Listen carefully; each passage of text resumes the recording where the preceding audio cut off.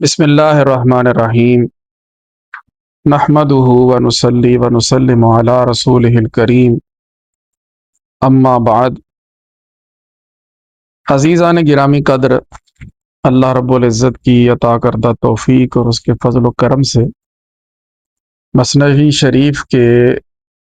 درس کے حوالے سے آج ہماری یہ 52ویں نشست ہے۔ آج ایک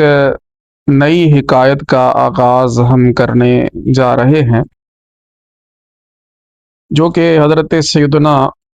عمر فاروق اعظم رضی اللہ تعالی عنہ کے حوالے سے ہے۔ مثنوی شریف میں حضرت سیدنا عمر رضی اللہ تعالی عنہ کا ذکر پاک اس اہتمام کے ساتھ ہونا، یہ حضرت مولانا جلال الدین رومی رحمۃ اللہ تعالی علیہ کی سنیت کی ایک بڑی واضح دلیل ہے کہ آپ نے کس محبت سے، کس پیار سے حضرت سیدنا عمر فاروق اعظم رضی اللہ تعالی عنہ کا ذکر خیر فرمایا ہے۔ یہ جو حکایت ہے،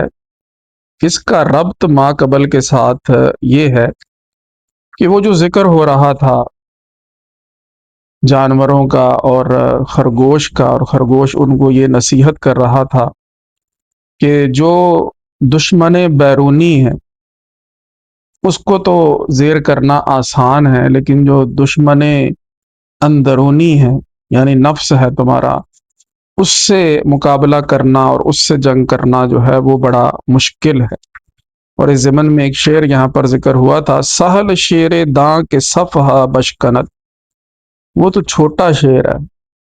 کہ جو میدان جنگ کے اندر صفوں کو تہ و بالا کر دے، ان کو اکھاڑ دے۔ شیر آنست آ کے خود را بشکنت، شیر تو وہ ہے کہ جو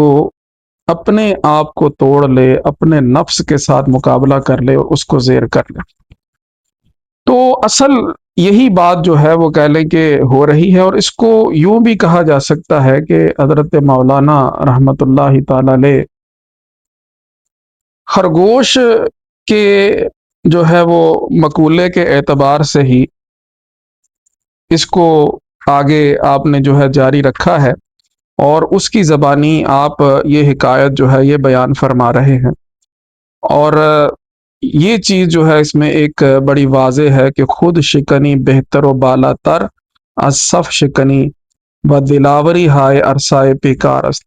یعنی اپنے آپ سے مقابلہ کر لینا، اپنے نفس سے مقابلہ کر لینا، وہ صف شکنی اور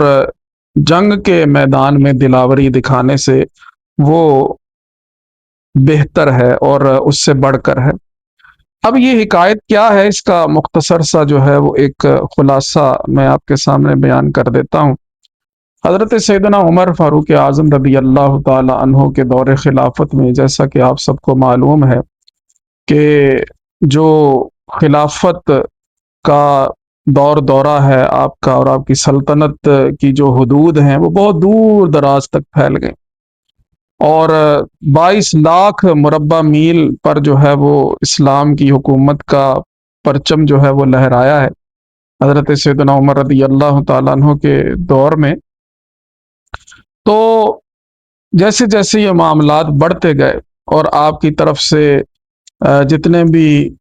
دیگر ممالک ہیں ان کے جو بادشاہ ہیں ان تک اسلام کا پیغام اور اسلام کی دعوت جب پہنچی، تو انہوں نے اپنے سفیر جو ہیں وہ آپ کے پاس بھیجے۔ تو اسی طرح جو کہ روم کا ایک بادشاہ تھا،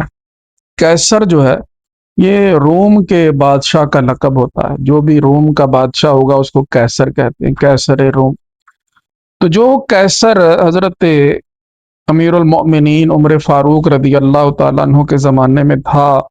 اس نے اپنا ایک قاصد جو ہے، اپنا ایک سفیر، وہ حضرت عمر رضی اللہ تعالیٰ عنہ سے ملاقات کے لیے بھیجا۔ جب وہ مدینہ منورہ میں پہنچا تو اس نے لوگوں سے حضرت سیدنا عمر رضی اللہ تعالیٰ عنہ کے بارے میں سوال کیا کہ مجھے جو دارالعمارت ہے، جو قصر خلافت ہے، مجھے اس کا پتہ بتایا جائے۔ تو لوگوں نے بتایا کہ حضرت سیدنا عمر رضی اللہ تعالیٰ عنہ کسی محل کے اندر تشریف نہیں رکھتے، باوجود اس کے کہ آپ امیر المؤمنین ہیں، آپ درویشوں کی طرح ایک کٹیا کے اندر، ایک آپ کا چھوٹا سا گھر ہے، وہاں پر آپ جو ہے وہ سادہ سی اپنی زندگی جو ہے وہ گزار رہے ہیں۔ اب یہ چیز اس کو بڑی حیران کن لگی کہ اتنی بڑی سلطنت کا جو ہے وہ ایک جو مالک ہے اور جو اتنی بڑی سلطنت پہ اپنا حکمرانی چلا رہا ہے، وہ ایک چھوٹے سے جو ہے وہ اپنے گھر کے اندر، چھوٹی سی کٹیا کے اندر وہ اقامت گزین ہو۔ تو خیر وہ لوگوں سے پوچھتا پوچھاتا جو ہے نا جی، وہ ایک عورت تک پہنچا اور اس نے بتایا کہ وہ حضرت سیدنا عمر رضی اللہ تعالیٰ عنہ آپ ایک درخت کے نیچے جو ہے وہ آرام فرما رہے ہیں۔ تو اس نے وہاں تک جب وہ پہنچا حضرت عمر رضی اللہ تعالیٰ عنہ کے پاس، تو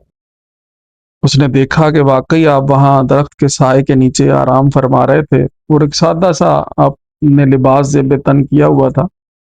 تب جیسے ہی اس نے دیکھا تو اس کے دل پر جو ہے وہ بڑی ایک ہیبت جو ہے وہ طاری ہو گئی، اور اس نے یہ بات سوچی کہ میں بڑے بڑے بادشاہوں سے میں نے ملاقات کی ہے، میں جو ہے وہ وقت کے بڑے بڑے جو کر و فر والے بادشاہ ہیں، شہنشاہ ہیں اپنے زمانے کے، تو ان سے بھی میری ملاقاتیں رہی ہیں، لیکن میرے دل پر ایسی ہیبت اور ایسا خوف جو ہے وہ طاری نہیں ہوا۔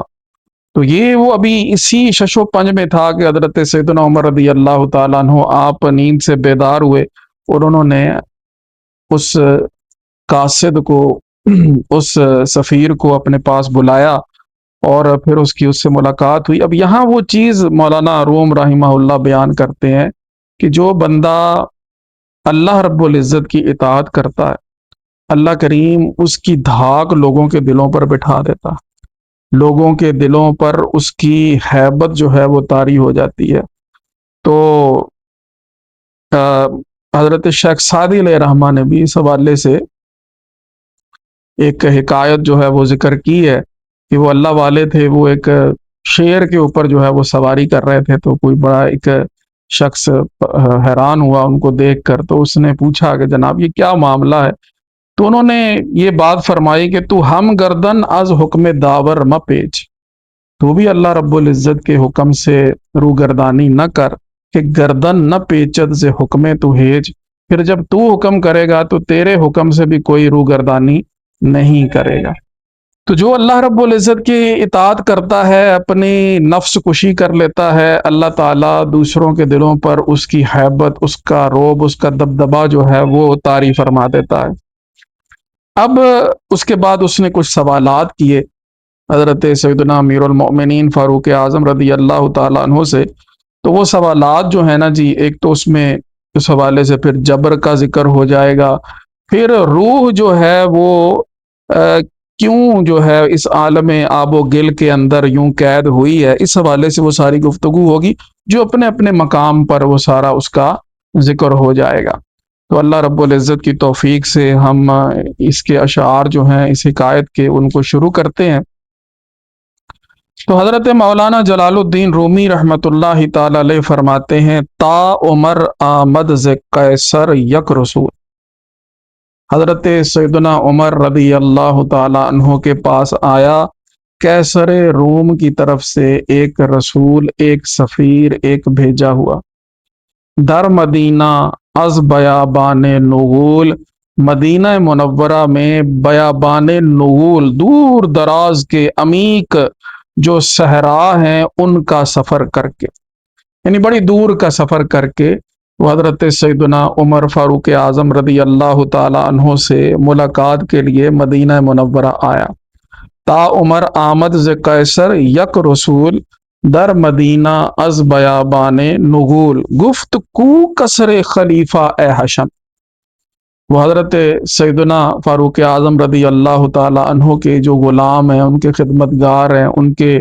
مدینہ منورہ میں جتنے ساتھی ہیں، حشم جاہو حشم یہ استعمال ہوتا ہے، یعنی مرتبہ اور غلام جو ہوتے ہیں مطلب نوکر چاکر، تو یعنی ان کے خادمین سے، ان کے محبت والوں سے اس نے پوچھا کہ کو کسر خلیفہ،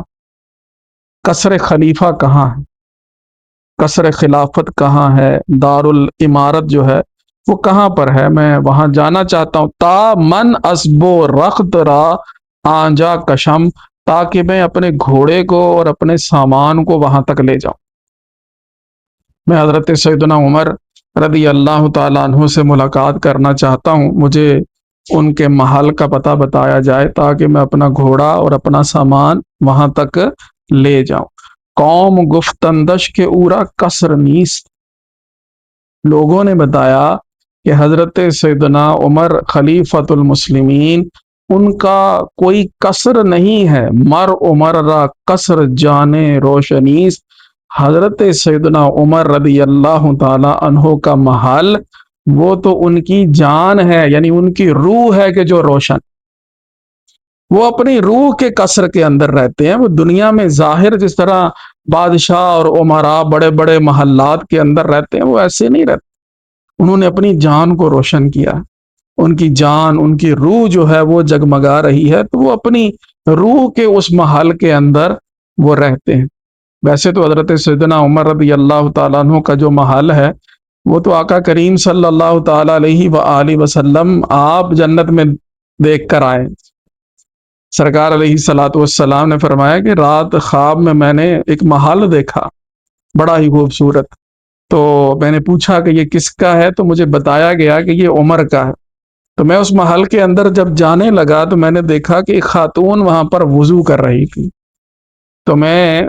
عمر کی غیرت کی وجہ سے واپس پلٹ آیا، مجھے عمر کی غیرت جو ہے نا جی وہ یاد آ گئی، تو میں واپس پلٹ آیا۔ تو حضرت سیدنا عمر رضی اللہ تعالیٰ عنہ کی آنکھوں میں آنسو آ گئے، اور انہوں نے آقا کریم صلی اللہ تعالیٰ علیہ وآلہ وسلم سے عرض کیا، یا رسول اللہ میں آپ سے غیرت کروں گا، سرکار میرے پاس تو جو کچھ ہے وہ آپ ہی کا تو عطا کردہ، آپ کے نالین کی برکت سے مجھے یہ سب کچھ ملا۔ تو حضرت سیدنا عمر رضی اللہ تعالیٰ عنہ صاحب قصر جنت ہیں، اور ان کو جنت کی بشارت دی آقا کریم صلی اللہ علیہ وسلم نے۔ آپ عشرہ مبشرہ میں حضور علیہ الصلوۃ والسلام نے ان کا جنت میں مکان دیکھا۔ تو جو حضرت سیدنا عمر رضی اللہ تعالی عنہ کی جو ہے ذات کے حوالے سے باتیں کرتے ہیں، انہیں سوچنا چاہیے نا، حضرت سیدنا عمر رضی اللہ تعالیٰ عنہ کا مکان تو جنت میں سرکار دیکھ کر آئے، تو جو باتیں کر رہے ہیں ان کا تو ابھی تک پتہ ہی کوئی نہیں کہ جانا بھی ہے کہ نہیں، تو کیسے جائیں گے؟ تو بہرحال حضرت سیدنا عمر رضی اللہ تعالیٰ عنہ کے بارے میں اس سفیر کو انہوں نے یہ بتایا کہ حضرت عمر کا کوئی محل نہیں، حضرت عمر کی جان روشن ہے، روح روشن ہے، وہ تو اپنی روشن روح کے قصر میں اس کے محل کے اندر وہ رہتے ہیں۔ گرچہ از میری ورا آواز آئیست، اگرچہ امیری کی وجہ سے، یعنی میری، میر مخفف ہے امیر کا، ٹھیک ہے جی، میر مخفف ہے امیر کا، جیسے مرزا یہ مخفف ہے میر زاد سے، اور میر مخفف ہے امیر زاد، ٹھیک ہے نا، امیر زادہ، میر زادہ، میرزا، یعنی اس طرح یہ تخفیف ہوتے ہوتے یہ ساری صورتحال بن گئی۔ اسی طرح میر بھی لفظ جو ہے وہ تخفیف کے ساتھ بھی بولا جاتا ہے، میر تقی میر ایک شاعر بھی گزرے ہیں، تو بہرحال میر امیر ہی ہے۔ گرچہ از امیری اورا آواز است، اگرچہ ان کی امیری اور ان کی جو سلطنت ہے، ان کی جو خلافت ہے، جو امیر المؤمنین ہے، اس چیز کا تو ہر طرف آوازہ ہے، شہرت ان کی جو ہے وہ چار دانگے عالم کے اندر ہے، لیکن ہم چو درویشاں مرورا کازا ایس، درویشوں کی طرح ان کی بھی ایک کٹیا ہی ہے، درویشوں کی طرح کازا کٹیا کو کہتے ہیں، چھوٹا سا جو گھر ہو اس کو کازا کہا جاتا ہے، جو کہ مٹی سے اور بانسوں سے جو ہے وہ بنایا گیا ہو۔ ہم چو درویشاں مرورا کازا ایس، درویشوں کی طرح وہ ایک کٹیا کے اندر ہی رہتے ہیں۔ اب یہاں پر حضرت مولانا جلال الدین رومی رحمت اللہ تعالی علیہ جا رہے ہیں معارف کی طرف، اور اب یہاں پہ آپ سبق دیں گے، نصیحت کریں گے، بتائیں گے۔ فرماتے ہیں اے برادر، اے بھائی، تو بھائی جو ہیں وہ متوجہ ہو جائیں۔ اے برادر چوں ببینی کسرو، تمہیں حضرت عمر رضی اللہ تعالیٰ عنہ کا قصر، ان کا محل کیسے نظر آ سکتا ہے؟ چونکہ در چشم دلت رستاست منہ، کہ تیرے تو دل کی آنکھ کے اندر بال پڑا ہوا ہے، تیرے دل کی آنکھ کے اندر بال پڑا ہوا ہے۔ آنکھ میں بال پڑنا یہ ایک بیماری بھی ہوتی ہے، جس کو کہہ لیں کہ قدیم اطباء جو ہے وہ شعر زائد کے نام سے بھی جو ہے نا وہ جانتے ہیں، کہ ایسے پلکوں کے اندر جو ہے نا وہ بال اگاتے ہیں، تو وہ آنکھ کے اندر لگتے ہیں اور آنکھ کو بڑی تکلیف دیتے ہیں وہ، تو یہ ایک بیماری ہو جاتی ہے جس کو کہتے ہیں کہ آنکھوں میں بال آ جانا، اور آنکھوں میں بال آ جائے تو پھر وہ بار بار وہ نظر نہیں آتا بندے کو۔ فرماتے ہیں کہ تیرے دل پر اگر جو ہے وہ بال پڑ گیا ہے، تیرے دل میں دل کی آنکھ کے اندر بال آ گیا ہے، اس وجہ سے تجھے حضرت سیدنا عمر رضی اللہ تعالیٰ عنہ کا محال نظر نہیں آ رہا۔ یہ ایک تو خطاب ان سے ہے نا کہ جو کہہ لیں کہ اصحاب غفلت ہیں، جو غفلت والے ہیں، جنہوں نے کہہ لیں کہ نفس کی سرکشی کے آگے انہوں نے ہار تسلیم کی ہوئی ہے اور بس گرے پڑے ہیں اور اپنا دل میلا کیا ہوا ہے۔ فرمایا کہ ان کا کثر وہ نظر کیسے آئے گا، وہ دل سے آئے گا۔ جیسے آقا کریم صلی اللہ علیہ وسلم فرماتے ہیں کہ بندہ ایک گناہ کرتا ہے تو ایک سیاہ دھبا اس کے دل پر لگ جاتا ہے، یہ وہی منہ ہے نا۔ آنکھ میں بال یہ ایک محاورتاً بھی آپ سمجھ لیں کہ نظر نہیں آتا، جب آنکھ کے اندر بال پڑ جائے نا جی تو وہ بڑی تکلیف دیتا ہے۔ اسی طرح دل کی بھی ایک آنکھ ہوتی ہے، یہ ظاہر طور پر تو ہم آیان ثابتہ کو دیکھ سکتے ہیں، لیکن حقیقت جو ہے وہ دل کی آنکھوں سے نظر آتی ہے۔ یہ ہے بصارت اور وہ ہے بصیرت، ٹھیک ہے نا۔ پھر وہ پتہ چلتا ہے کہ یہ روشنی سی کیا ہے، یہ خوشبو کہاں سے آئی، شاید میں چلتے چلتے روزے تک آ گیا، ٹھیک ہے نا۔ یہ جو شاعر ہے نا ان کی آنکھیں نہیں تھی، لیکن انہوں نے دل سے جو ہے نا جی یہ چیزیں پہچانی۔ وہ کہتے ہیں یہ روشنی سی کیا ہے، خوشبو کہاں سے آئی، شاید میں چلتے چلتے روزے تک آ گیا۔ تو پھر یہ کہ وہ دل کی نگاہوں سے جو ہے نا وہ دیکھا جاتا ہے، تو حقیقت کی جو نمائش ہے وہ دل کی آنکھوں سے ہو سکتی ہے۔ تو حضرت مولانا رحمہ اللہ تعالی فرماتے ہیں، اے برادر چوں ببینی کسرے، اے بھائی تمہیں ان کا کسر کہاں سے نظر آئے گا، چونکہ در چشمے دلت رستاست منہ، تمہاری تو دل کی آنکھ کے اندر جو ہے وہ بال پڑ گیا۔ چشم دل از منہ علت پاک آر، دل کی آنکھ کو بالوں سے پاک کر اور بیماریوں سے پاک کر، وانگا آ دیدار کثرت چشم دار، اس کے بعد ان کے محال کی طرف آنکھ لگا، پھر تجھے نظر آئیں، پھر تجھے پتہ چلے گا کہ ان کو اللہ رب العزت نے کیا کمالات اور کیا مراتب عطا فرمائے، ان کا کتنا بڑا مقام اور مرتبہ ہے۔ اس کے لیے دل کی جو آنکھ ہے نا اس میں سے بال نکالنا پڑے گا، اور دل کی آنکھ کی علت، اس کی بیماری جو ہے وہ دور کرنی پڑے گی۔ اس کے بعد اگر تم دیکھو گے تو پھر تم کو نظر آئے گا کہ حضرت سیدنا عمر رضی اللہ تعالی عنہ کو اللہ رب العزت نے کتنا بڑا مقام عطا فرمایا۔ پھر جو آقا کریم صلی اللہ علیہ وآلہ وسلم نے فرمایا کہ اللہ رب العزت نے عمر کی زبان پہ حق جاری فرما دیا ہے، اس کے نظارے تم کو نظر آئیں۔ پھر جو حضور علیہ الصلوۃ والسلام نے فرمایا کہ اگر میرے بعد کوئی نبی ہوتا تو عمر ہوتا، پھر تمہیں اس کی کیفیت کا پتہ چلے گا، اس کی حقیقت کا پتہ چلے گا کہ حضرت سیدنا عمر رضی اللہ تعالیٰ عنہ کتنا بڑا مقام اور کتنا بڑا مرتبہ رکھتے ہیں۔ تو آنکھ میں بال پڑ جانا یا آنکھ کے اندر کوئی بال آ جانا، اس کو مولانا روم رحمہ اللہ تعالی مثنوی شریف کے دوسرے دفتر میں ایک اور آپ نے حکایت بیان کی، اور وہ حکایت بھی حضرت سیدنا عمر رضی اللہ تعالیٰ عنہ کے زمانے سے ہے۔ وہ حضرت سیدنا عمر رضی اللہ تعالیٰ عنہ ان کے دور خلافت کے اندر چاند دیکھنے کے حوالے سے اختلاف ہو گیا، تو آپ بھی باہر تھے، لوگ تھے سارے، وہ چاند دیکھ رہے تھے، لیکن کسی کو بھی چاند نظر نہیں آ رہا تھا۔ تو ایک شخص نے جو ہے وہ اچانک آواز دینا شروع کر دی، اس نے کہا یہ چاند میں نے دیکھ لیا، دیکھو آپ بھی چاند دیکھو۔ دیکھا گیا تو وہاں تو کوئی چاند نہیں۔ جب اس چیز کی تحقیق کی گئی تو پھر یہ چیز سامنے آئی کہ اس بندے کی آنکھ کے اندر ایک بال پڑا ہوا تھا، بال بھی ایسے ٹیڑھا ہوتا ہے نا، وہ بال پڑا ہوا تھا جو اس کو آسمان پر چاند بن کے نظر آ رہا تھا۔ مولانا روم رحمہ اللہ تعالیٰ نے وہاں پر ایک شعر بیان فرمایا، فرماتے ہیں موئے کاج گر پردائے گردوں بود، ایک ٹیڑھا بال اگر آسمان کے آگے پردہ بن سکتا، پردہ بن گیا نا،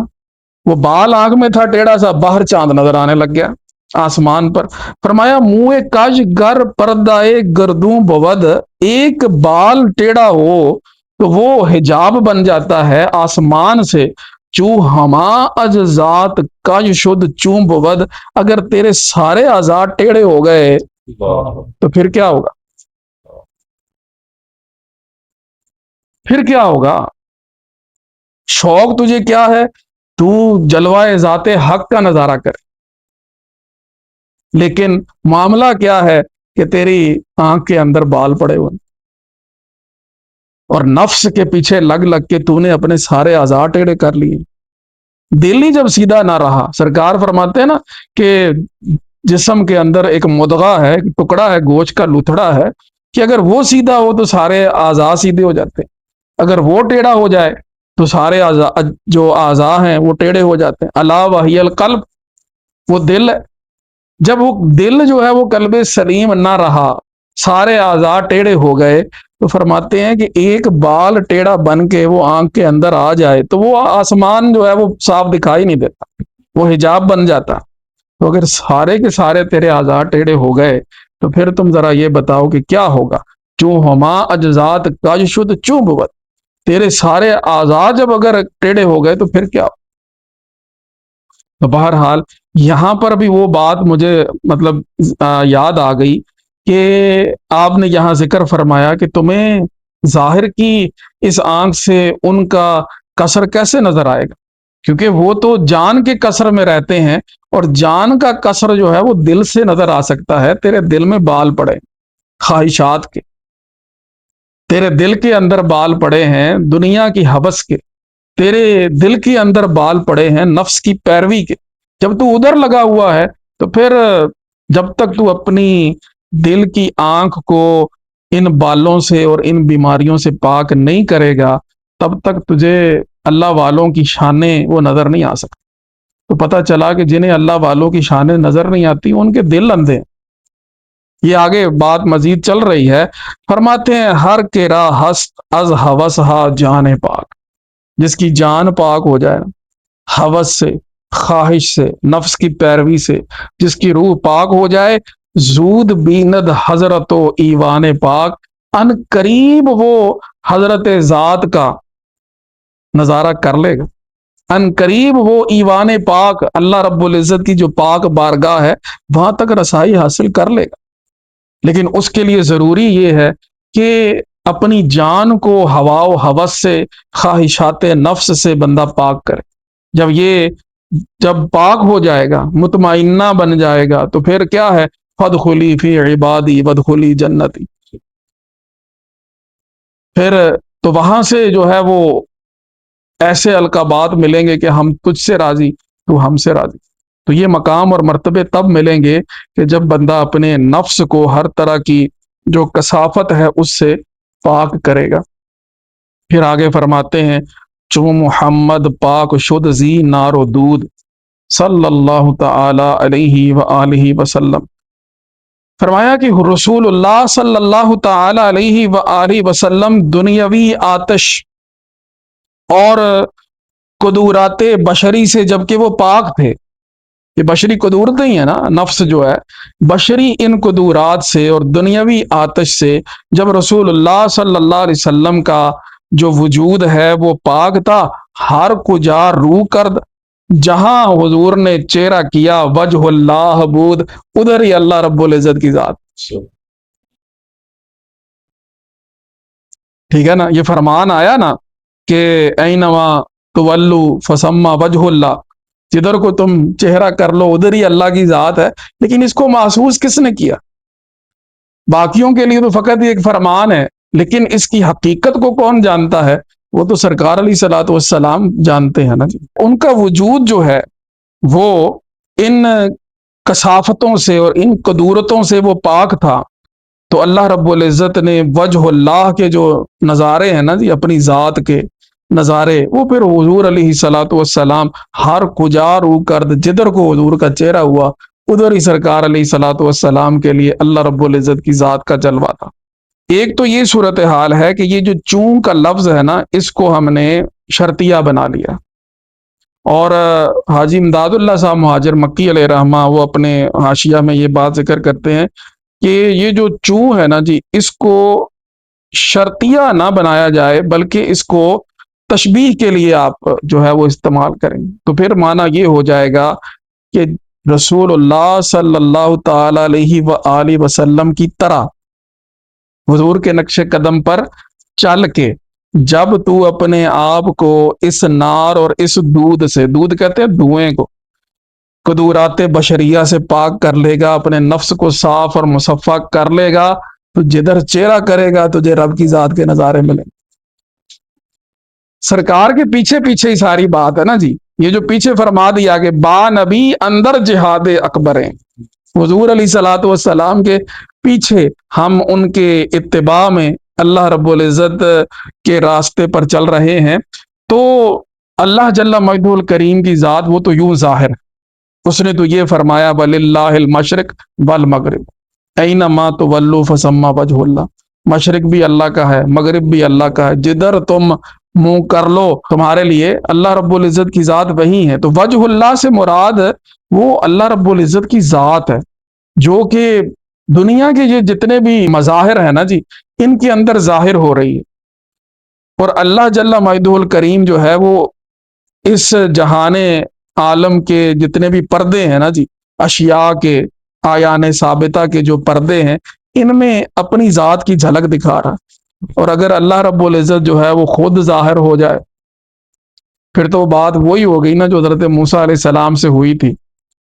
کہ فَإِنِ اسْتَقَرَّ مَكَانَهُ فَسَوْفَ تَرَانِي. اگر یہ پہاڑ اپنی جگہ کے اوپر ٹک گیا تو پھر آپ بھی مجھے دیکھ لیں گے.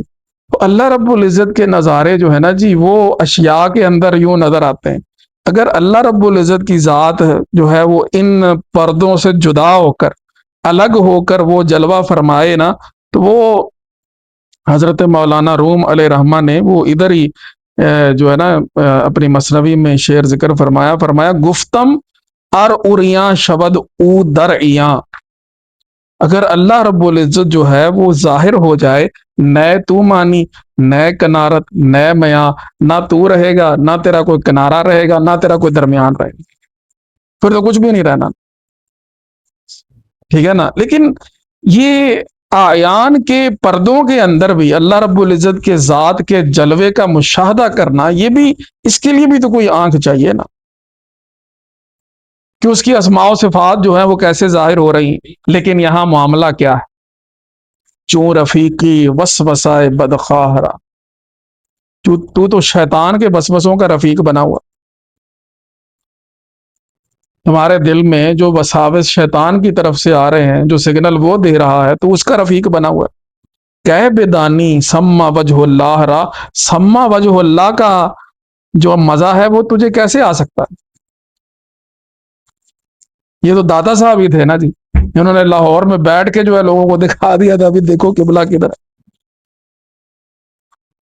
ٹھیک ہے نا. وہ بزرگان دین کا تو یہ سلسلہ رہا کہ اللہ اکبر کہتے تھے تو اللہ رب العزت کی ذات کا مشاہدہ ان کو ہو جاتا تھا. ان کی نمازیں دیکھیں، ان کی عبادات کو دیکھیں، ساری رات کس طرح سے عبادت کر رہے ہیں، اور جناب کس طرح سے انہوں نے ہر وقت اللہ رب العزت کے آگے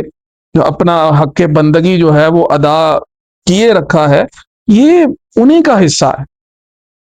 لیکن یہاں پر یہ کہ ہم وسوسوں کے پیچھے بھی چل رہے ہیں، شیطان کے جو پیغامات مل رہے ہیں ہم جناب ان پر عمل کر کر کے، اور پھر ہم کہیں کہ ہمیں سما وجہ اللہ کا نظارہ ہو جائے، اس کا مزہ آ جائے. ہم فرمایا کہ چو رفیقی وسوسائے بدخواہرا کہ بیدانی سما وجہ اللہ را. سما وجہ اللہ جو ہے اس کا مزہ تجھے کیسے آ سکتا؟ یہ آنا تب ہے کہ جب تو اپنے آپ کو ہوا و ہوس سے پاک کرے گا، جب اپنے نفس کو جو ہے وہ تو مجاہدات کی بھٹی کے اندر ڈال کر اس کو صاف اور مصفہ بنائے گا، تزکیہ نفس کرے گا، تو پھر اس کے بعد یہ ہے کہ تجھے اللہ رب العزت کی ذات کے نظارے مل جائیں گے۔ ہر کرا باشد ز سینہ فتح باب، جس کا سینہ کھل جائے نا، سینے کے دروازے کھل جائیں، دل کی آنکھیں روشن ہو جائیں، فوز ہر شہر ببیند آفتاب،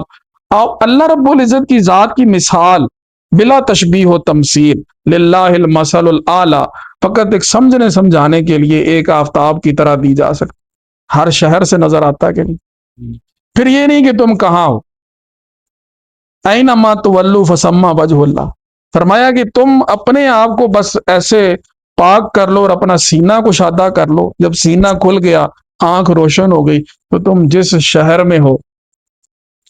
وہیں سے تمہیں آفتاب کا نظارہ ہو جائے گا۔ بعض نسخوں میں یہاں پر اوز ہر ذرہ ببیند آفتاب ہے، شہر کی جگہ ذرہ ہے،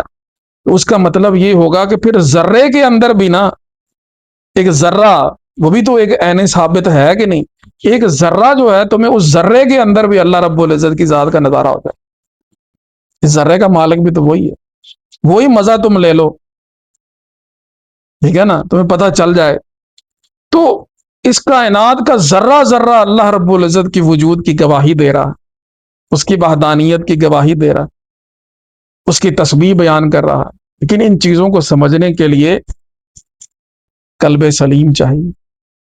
پاک اور مصفہ جو ہے وہ دل چاہیے۔ تو ہر کرا باشد ز سینہ فتح باب، جس کو فتح باب حاصل ہو گیا اپنے سینے سے، اوز ہر شہر ببیند آفتاب، وہ ہر شہر سے آفتاب کو دیکھ لے گا۔ فرمایا حق پدید است از میان دیگرا، جتنے بھی آیان ثابتہ ہیں اللہ رب العزت کی ذات ان میں ایسے ظاہر ہے کہ ہم چو ماہ اندر میان اخترا، جیسے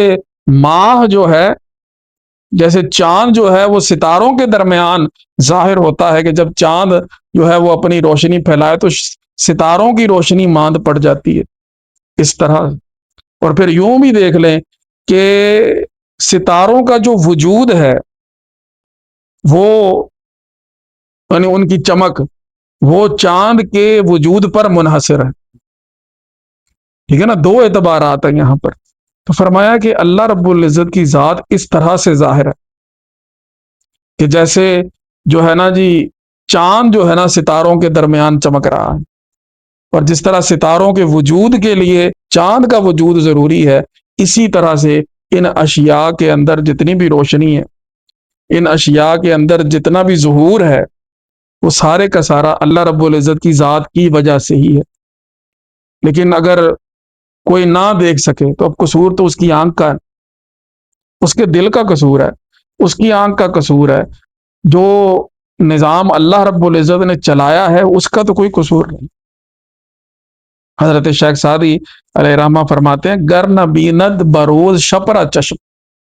چمگادڑ کی آنکھ جو ہے وہ اگر دن کے اندر نہیں دیکھتی تو چشمہ آفتاب راچے گنا، سورج کا تو اس میں کوئی گناہ نہیں ہے، یہ اس کی آنکھ کا قصور ہے، اس کی آنکھ کے اندر وہ کیفیت نہیں ہے کہ وہ دن کو دیکھ سکے۔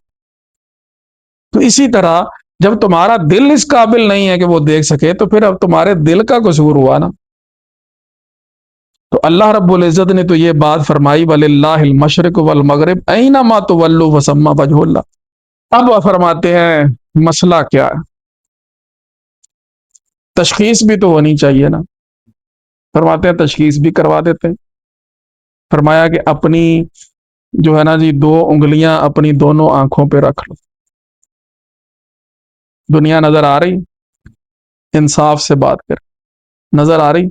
نہیں آ رہی نا۔ فرمایا دو سرے انگشت بر دو چشم نے،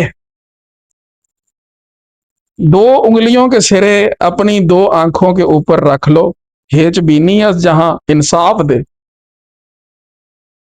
انصاف سے بات کرو، کیا تمہیں جہان نظر آ رہا ہے؟ دو انگلیاں اپنی آنکھوں پہ رکھو، رکھیے آپ نے نا جی، انصاف ہے نا جی، انصاف، انصاف آپ خود اس کا سوال کر رہے ہیں، فرما رہے ہیں دو سرے انگشت، بر دو چشم نے، دو انگلیوں کے پورے، دو انگلیوں کے سرے اپنی دو آنکھوں پر رکھ لو، ہیچ بینی از جہاں، کیا تمہیں جہان نظر آ رہا؟ انصاف دے، گر نہ بینی این جہاں معدوم نیست، اب تم نہیں دیکھ رہے یہ جہان تو معدوم نہیں، آنکھوں کے اوپر انگلیاں تو اکرم صاحب نے رکھی، لیکن جہان تو معدوم نہیں ہے۔ عیب جز زنگشت نفس شوم نیست، تیرے نفس کی انگلیاں تیری آنکھوں کے اوپر آئی، نفس شوم، شوم کمینے کو کہتے ہیں، گھٹیا کو کہتے ہیں، رزیل کو کہتے ہیں، رزیل نفس کی جو انگلیاں ہیں نا جی، عیب اصل میں انہوں نے پیدا کیا ہوا، وہ آگے آ گیا، جیسے وہ بات ادھر ہوئی نا وہ بال والی، کہ بال آگے آ گیا، آسمان پہ چاند نظر آ رہا ہے، تو گر نہ بینی ای جہاں معدوم نیست، کہا جاتا ہے عدم الوجدان لا یدل علی عدم الوجود، کسی چیز کا وجدان تمہیں نہیں ہو رہا یہ اس چیز پر دلالت نہیں کرتا کہ اس کا وجود ہی نہیں، یعنی انکار نہیں کیا جا سکتا۔ ایک بندہ انکار کر رہا، وہ کہتا ہے جی مجھے تو نظر نہیں آ رہا، تو یہ نظر نہیں آ رہا تو اس کا اپنا مسئلہ ہے نا، اس کی اپنی بصارت اور اپنی بصیرت کا قصور ہے۔ فرمایا گر نہ بینی این جہاں معدوم نیست، تو نہیں دیکھ رہا یہ جہان تو معدوم نہیں ہے، عیب جز زنگشت نفس شوم نیست، یہ تیرے گھٹیا کمینے رزیل نفس کی انگلیوں والا عیب، اس نے جو ہے وہ کہہ لو کہ تمہارے دل کی آنکھوں کے اوپر انگلیاں رکھی، توز چشم انگشت را بردار ہی کا لفظ جو ہے نا تنبیہ کے لیے آتا ہے، آگاہ ہو جاؤ، خبردار، ہوشیار ہو جاؤ۔ فرمایا کہ اپنی آنکھوں سے، اپنے دل کی آنکھوں سے یہ انگلیاں ہٹاؤ، وانگ ہانی ہر چمی خواہی بے بی، اس کے بعد جو تم چاہتے ہو تم دیکھو، ٹھیک ہے نا؟ اصل میں کیا ہے کہ اپنے کان بند کر لے تو حق کا انکار تو نہیں کیا جا سکتا۔ نوح علیہ السلام نے جو ہے وہ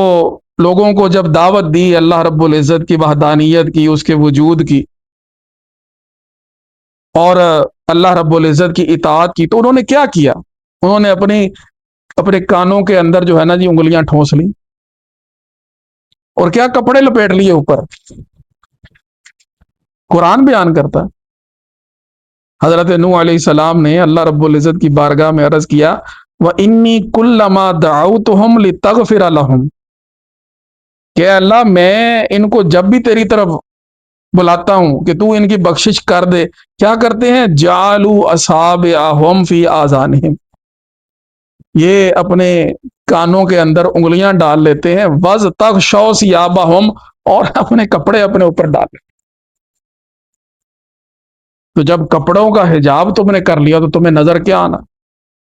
مولانا روم رحمہ اللہ تعالی یہاں اسی کا ذکر فرماتے ہیں، نوح را گفتند امت کو ثواب، نوح علیہ السلام کو ان کی امت نے یہ کہا کہ وہ جو موعود ہے، جس ثواب کا آپ وعدہ کر رہے ہیں یا جس عذاب کا آپ وعدہ کر رہے ہیں، وہ جو جس کا آپ وعدہ کر رہے ہیں اور بتا رہے ہیں کہ اگر ایسا تم نے نہ کیا، اللہ رب العزت کی اطاعت سے تم نے جو ہے وہ روگردانی کی تو اللہ کا عذاب آ جائے گا، وہ کہاں ہے؟ فرمایا نوح علیہ السلام نے آگے سے ان کو جواب دیا، گفت او زاں سوئے وز تغ شو سیاب، فرمایا وہ ادھر ہے جدھر سے تم نے اپنے آپ کو لپیٹا ہوا، تم نے جس طرف سے اپنے آپ پر حجاب ڈال لیے ہے نا جی، وہ ادھر ہے، یہ حجاب ہٹاؤ گے تو تمہیں نظر آئے گا، یہ کانوں سے انگلیاں باہر نکالو گے تو پھر ہی کوئی حق تمہیں سنائی دے گا۔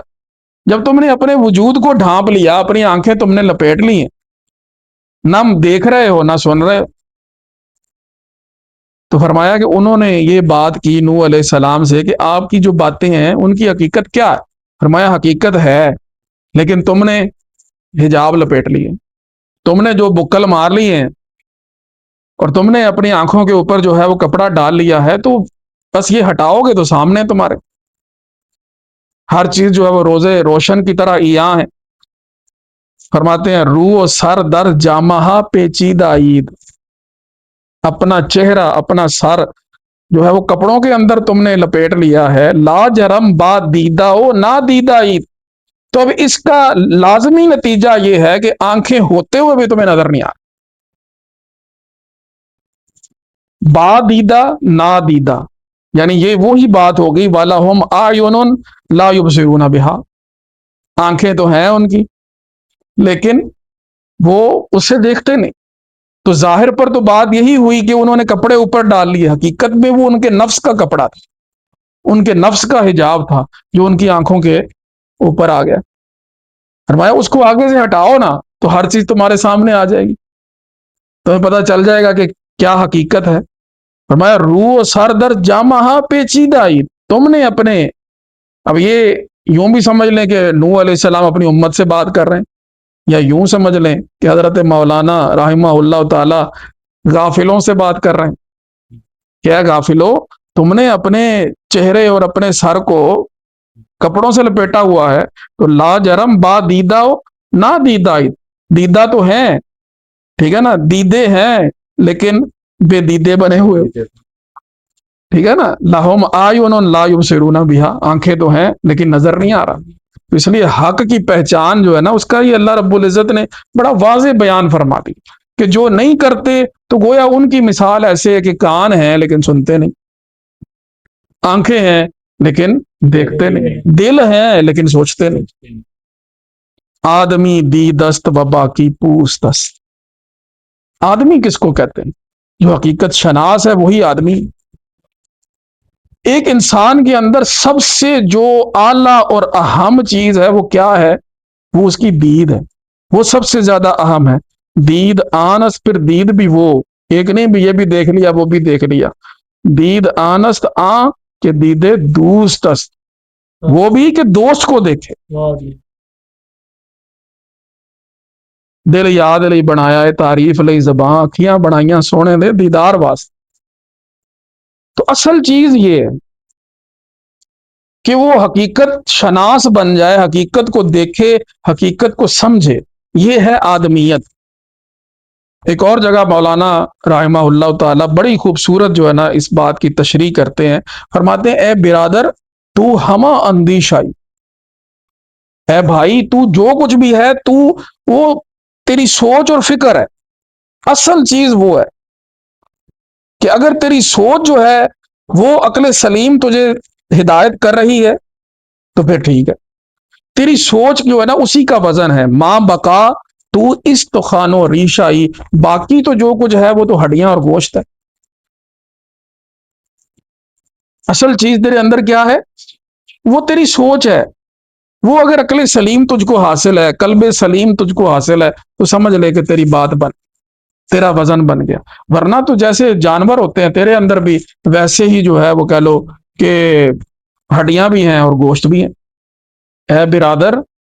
تو ہما اندیشائی، ماں بقا تو استخوان و ریشائی، اے برادر، اے بھائی، تو جو کچھ بھی ہے، اصل جو چیز ہے تیرے اندر وہ کیا ہے؟ وہ تیری سوچ ہے، وہ تیری دید ہے، وہ عقل سلیم ہے، وہ قلب سلیم ہے، تیری بصیرت ہے۔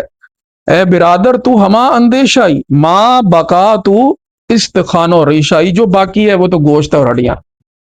یعنی روح حیوانی اور روح انسانی کا فرق کر دیا کہ روح حیوانی کے جس سے حیات قائم ہے یہ تو ہر چیز کے اندر ہے،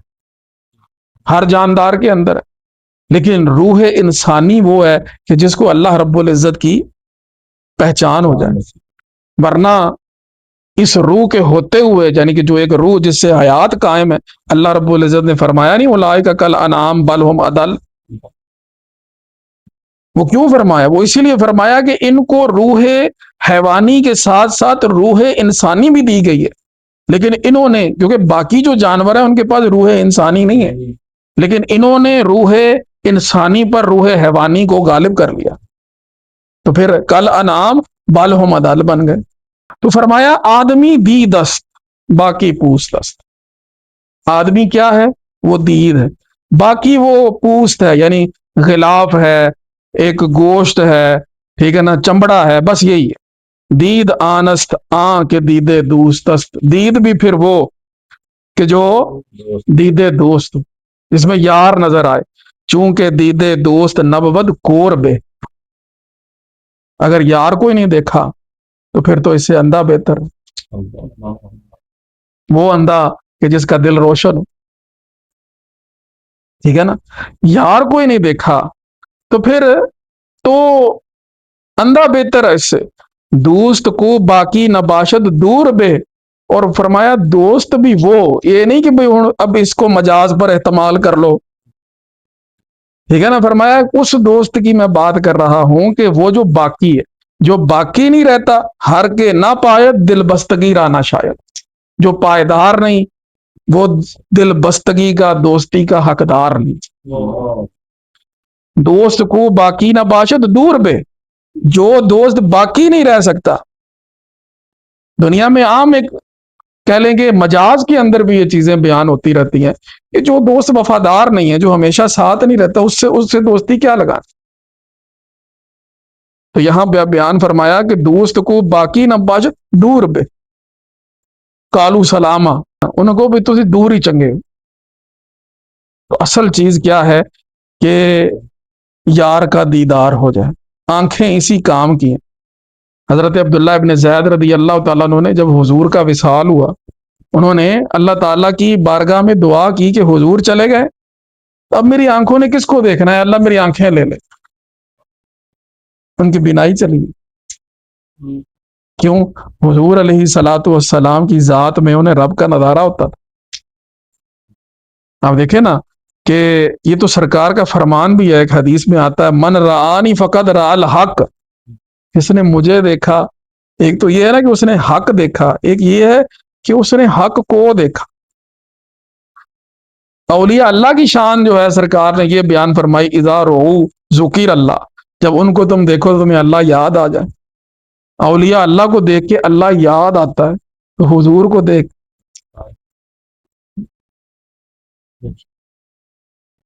کیوں جناب، حضور کو دیکھ کے تو پھر اللہ کی ذات کا نظارہ نہ ہوگا، تو جب وہ نظارے باقی نہ رہے تو حضرت عبداللہ ابن زید رضی اللہ تعالیٰ، یہ کیفیات ہے نا جی، انہوں نے اپنی کیفیت جو ہے نا جی پھر اس میں اس طرح سے اللہ رب العزت کی بارگاہ میں دعا کی کہ اب حضور کا نظارہ نہیں رہا، اب مولا میری آنکھیں لے، دل تو روشن ہے ہی ہے، دنیا کی باقی چیزیں نہیں دیکھنی، دل سے تیرا نظارہ ہوتا رہے،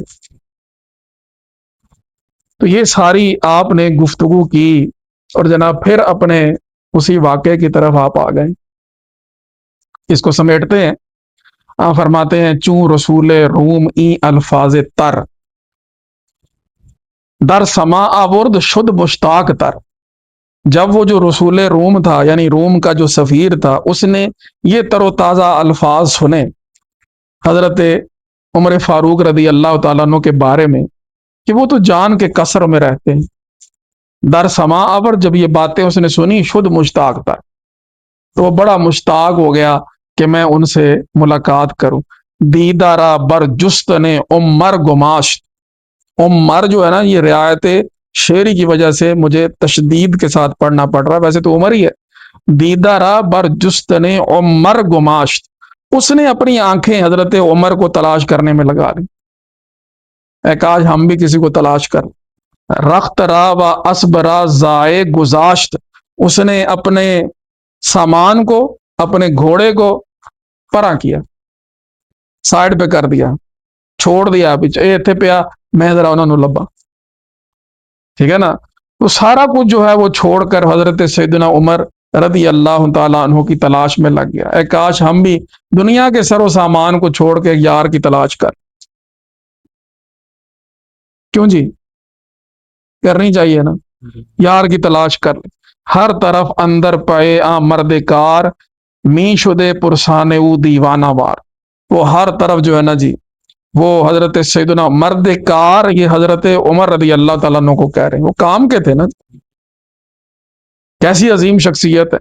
تو ان کے لیے ہر طرف جو ہے نا جی وہ لوگوں سے پوچھتا پھر رہا تھا دیوانہ وار،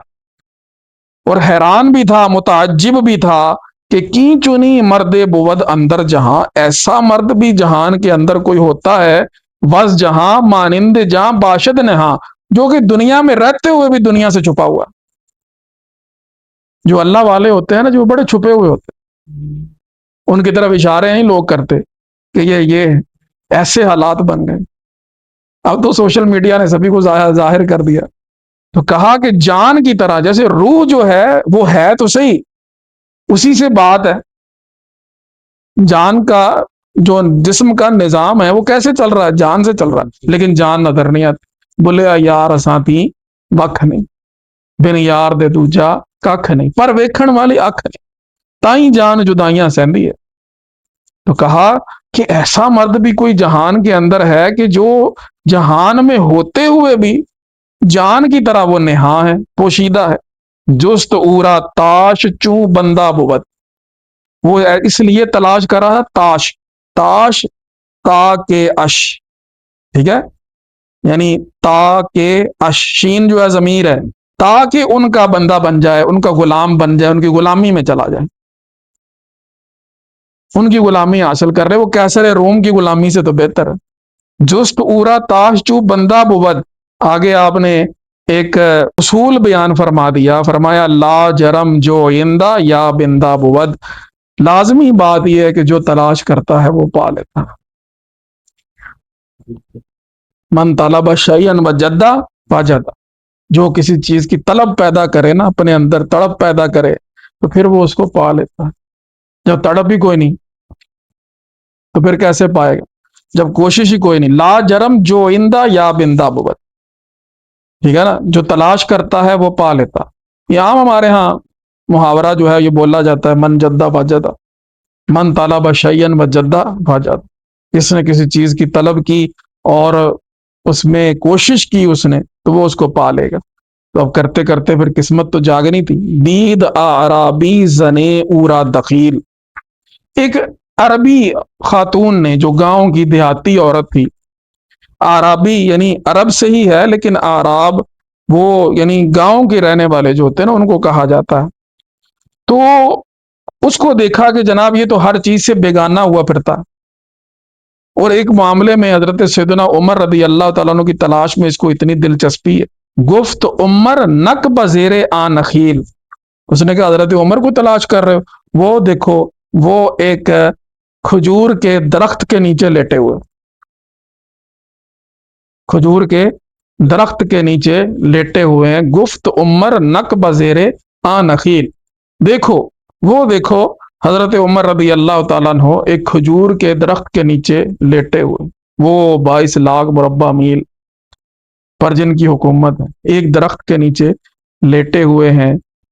آگے مولانا فرماتے ہیں زیر خرما بن ز خلقاں او جدا، کھجور کے ایک درخت کے نیچے تمام مخلوق سے وہ الگ تھلگ، یوں سمجھو زیر سایہ خفتہ بیں سایہ خدا. فرمایا کہ خدا کا سایہ، خدا کا سایہ یعنی بادشاہوں کے لیے،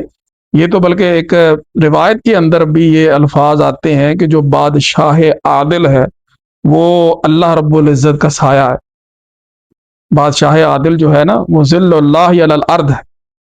اگرچہ اس کی اسناد تو ضعیف ہے لیکن یہ ایک روایت غالباً شعب الایمان وغیرہ کتابوں میں یہ ذکر ہوئی ہے. اور پھر یہ بھی حدیث صحیح سے ثابت ہے جو بادشاہ عادل ہے وہ اللہ رب العزت کے عرش کے سائے کے نیچے ہوگا. اور پھر عام محاورہ ہمارے اسلاف میں یہ چلتا آیا کہ جو ایک عادل بادشاہ ہے نا اسے ذل اللہ کہا جاتا ہے. حضرت شیخ سعدی علیہ رحمٰن نے بھی اپنی کتابوں میں جو بادشاہان وقت کا ذکر کیا تو ذل اللہ کا لفظ آپ نے ارشاد فرمایا. اسی طرح عام مطلب کہہ لیں گے یہ لفظ ملتا ہے ذل الہی، ٹھیک ہے نا. تو جو بادشاہ عادل ہے نا جی، وہ یوں سمجھ لیں بلا تشبیہ و تمثیل وہ اللہ رب العزت کا سایہ ہے. فرماتے ہیں دیکھو اللہ کا سایہ وہ درخت کے سائے کے نیچے سو رہا ہے. کیسا آپ نے نا ایک تخیل بنایا ہے. فرمایا کہ سایہ خدا زیر سایہ درخت خرما خابیدہ، دیکھو تو صحیح اتنا بڑا مقام جن کو ملا کہ وہ سایہ خدا ہے، اور عاجزی اتنی ہے کہ وہ درخت کے سائے کے نیچے وہ سوئے ہوئے ہیں. تو یہاں تک ہم اختتام کرتے ہیں. آگے عنوان ہے یافتن رسول روم امیر المؤمنین عمر رضی اللہ عنہ خفتہ در زیر نخل، اس رسول روم یعنی اس روم کے قاصد کا حضرت امیر المؤمنین عمر رضی اللہ تعالی عنہ کو کھجور کے نیچے پا لینا۔ تو یہ انشاءاللہ گفتگو پھر آگے چلے گی، ابھی انشاءاللہ کچھ دروس تک یہ سلسلہ چلتا رہے گا اور ہمیں بہت سے معارف سے آگاہی ملتی رہے گی۔ اللہ رب العزت ہم سب کو علم نافع عطا فرمائے۔ وآخر دعوانا الحمد للہ رب العالمین۔